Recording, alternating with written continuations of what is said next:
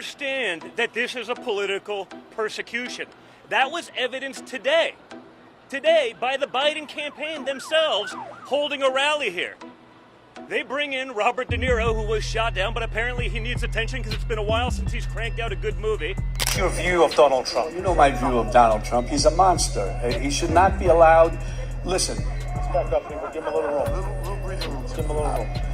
He cannot be president of the United States again. Never, ever. Robert De Niro just went full scorched earth, not just on Trump, but on his two most loyal hype men, Eric and Don Jr. And let's be real, it wasn't just a takedown, it was a public service announcement. He didn't just call them out, he practically evicted them from relevance. It's like a crime family. If the family business was whining online and losing lawsuits, De Niro wasn't holding back.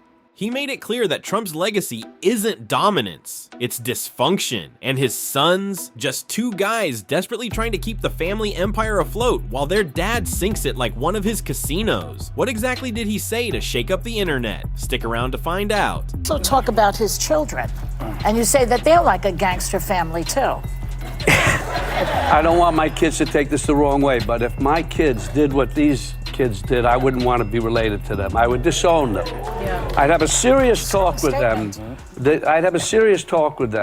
Before we dive in, smash that like button and subscribe. You won't want to miss this. De Niro never had to act tough. He is tough. A man who built his career portraying characters with unshakable principles. The kind who live by a code, this kind who demand respect, whether they're loved or feared. Then there's Trump, a man whose entire existence feels like a poorly scripted reality show, where the tough guy persona crumbles the second someone challenges him. For De Niro, watching Trump stumble through power must have been like watching an amateur try to play the Godfather and forget every single line. Some people have criticized you because you've been pretty open about your dislike for Mr. Trump and the dangers he poses to democracy. You once famously said you'd like to punch him in the face. But right now, he's leading in the polls in 5 battleground states. Any advice to the Biden campaign or the voters? What are you thinking?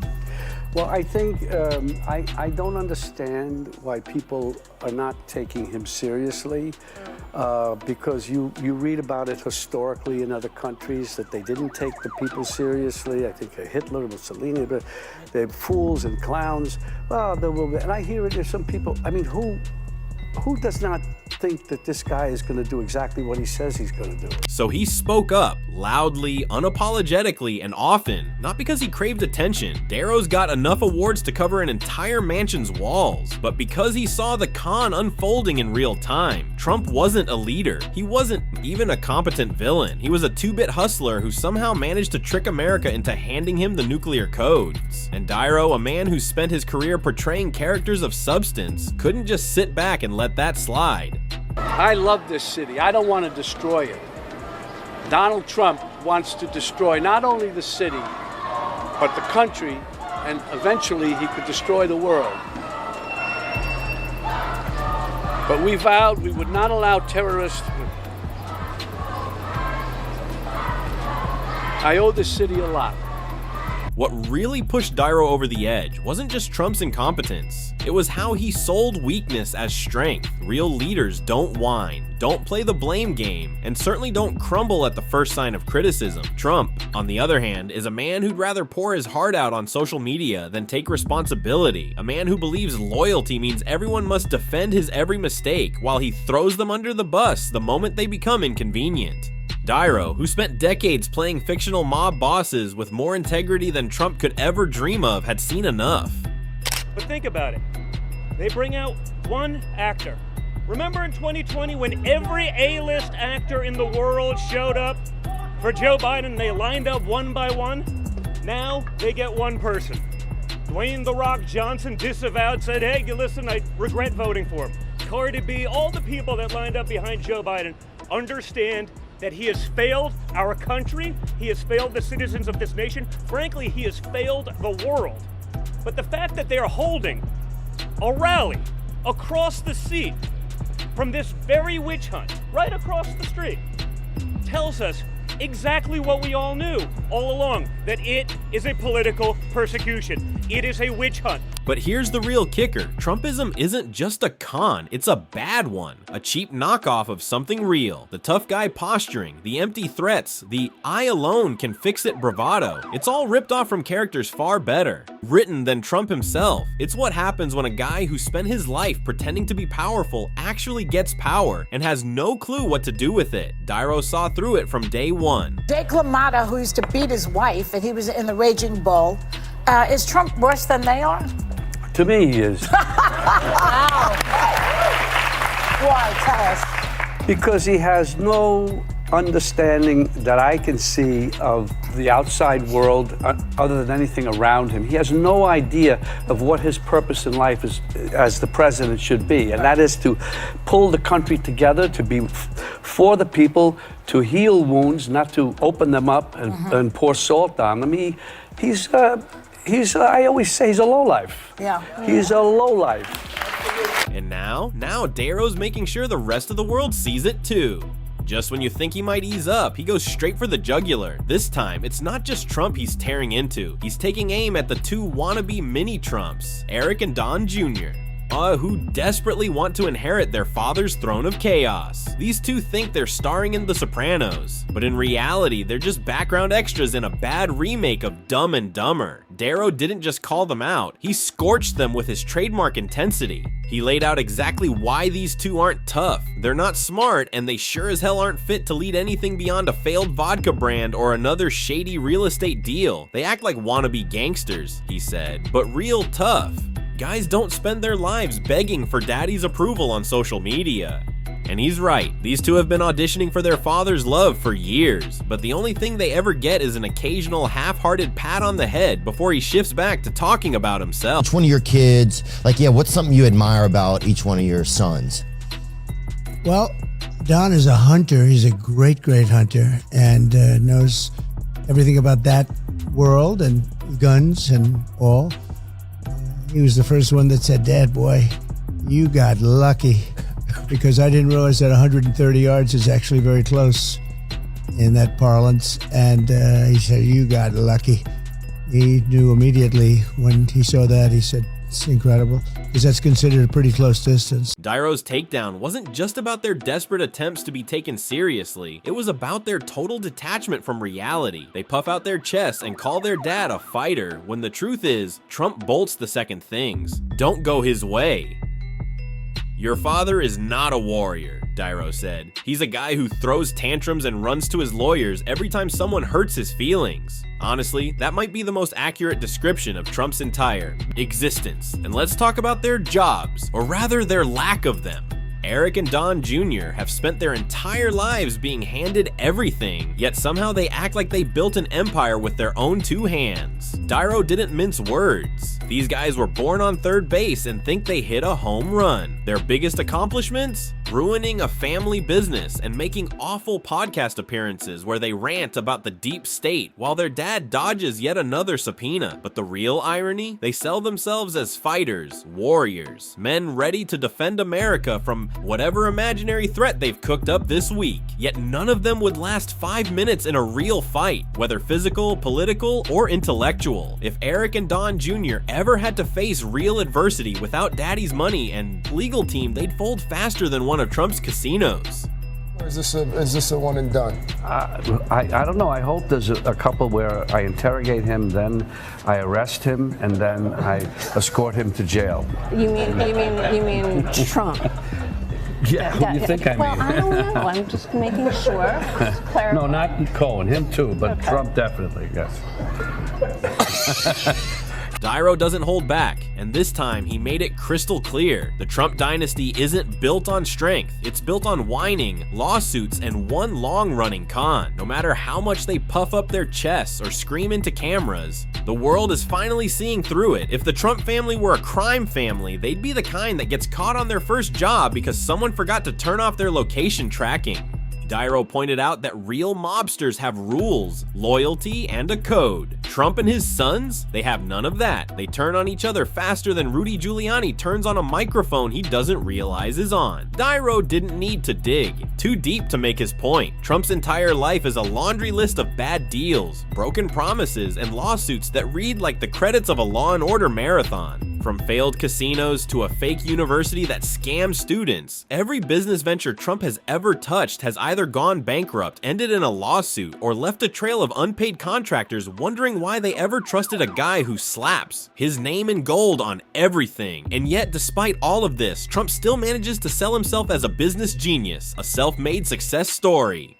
He gets in, I can tell you right now, he will never leave. I'm gonna come.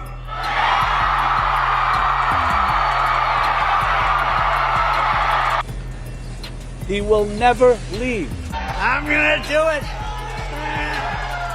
Darrow wasn't having any of it. A successful businessman doesn't go bankrupt 6 times and then slap his name on steaks and water bottles, he said. That's not business, that's desperation. And he's not wrong. The Trump brand, once synonymous with wealth and power, has turned into a joke, something people avoid unless they're part of the MAGA cult or angling for an indictment. But the funniest part? Trump still thinks he's feared. He thinks he's the real-life Tony Montana, commanding respect and loyalty. In reality, he's more like a guy doing a bad Pacino impression at a second-rate dinner theater. The only reason people stick around is either because they're scared of what will happen if they leave, or they're waiting for their cut of whatever grift he's running next. We have both been immortalized on social media by our former president, Donald Trump. Yeah. We have, I think this might have been the first time he wrote about you. Robert De Niro, a very low IQ individual, has received he spelled 2 wrong, many shots to the head by real boxers in movies. I watched him last night, truly believe he may be punch drunk, and then he says, at the end, he says, "Wake up, punchy," he says to you. And that's not the only time, and he moved over to Truth Social. Robert De Niro, whose acting talents have greatly diminished with his reputation now shot, must even use a teleprompter for his foul and disgusting language. So disrespectful to our country. Now, in all fairness to the former president, is that true? Do you have to use a teleprompter when speaking about President Trump? Or are you able to just kind of riff on your thoughts on him?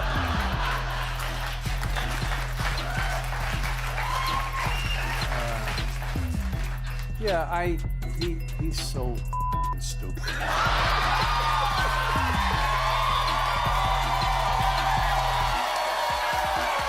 And the lawsuits. Oh, the lawsuits. Darrow called out what we've all been thinking. If Trump is such a victim of political persecution, why has he been sued his entire life? Even before running for office, he was in and out of court more than an overworked public defender, fraud, tax evasion, shady deals, sexual misconduct. This man has more legal issues than bad hair days, and that's saying something. Despite all this, Trump still struts around like some tough leader, dodging accountability like an action movie villain who somehow walks away from every explosion unscathed. But Darrow isn't buying it, and neither is the rest of the world.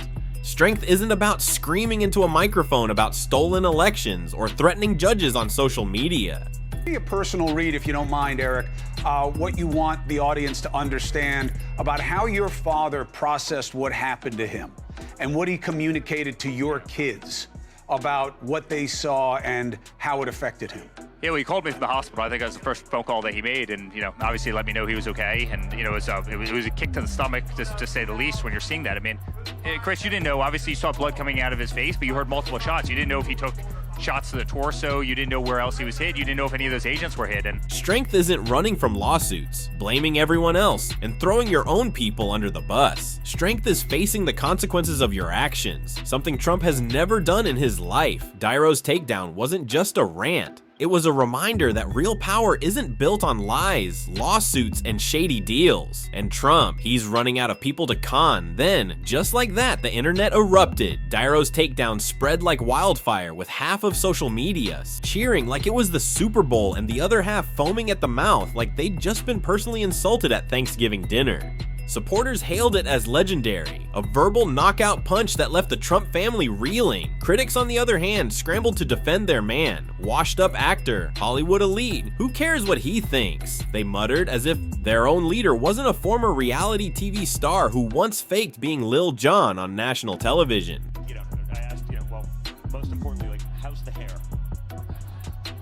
And the hair's fine, Don, the hair's fine.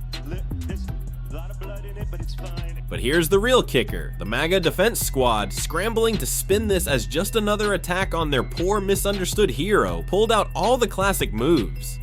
Darrow is just jealous, they claimed. He's part of the deep state. Hollywood hates America. And of course, the go-to favorite. It's all a sad attack. Meanwhile, somewhere in a dimly lit Florida mansion, Trump was likely drafting the most incoherent all-caps rant of his life. Robert De Niro, very washed up, total loser, sad, attacks your favorite president. You could practically hear the ketchup bottles quivering in fear.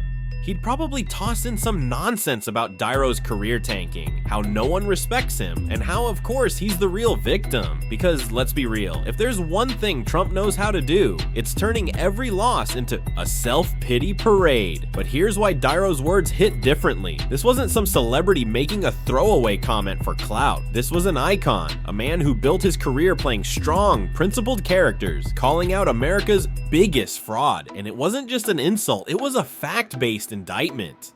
I have a protest of Robert De Niro yesterday. He's a fool. He's a broken down fool. Standing out there, he got maggot. He got maggot yesterday. He got a big dose of it. But I just want to say it's a very unfair trial. It should have never happened. Awesome. So I went down there with my father, UFC 287, I think it was, with my father. Just an amazing night in Miami with my father. Just electric. The MAGA movement is alive with my father. The reception we received with my father. Dana White said it was the most incredible cheer with my father of someone walking into the arena in his history of doing it. An insane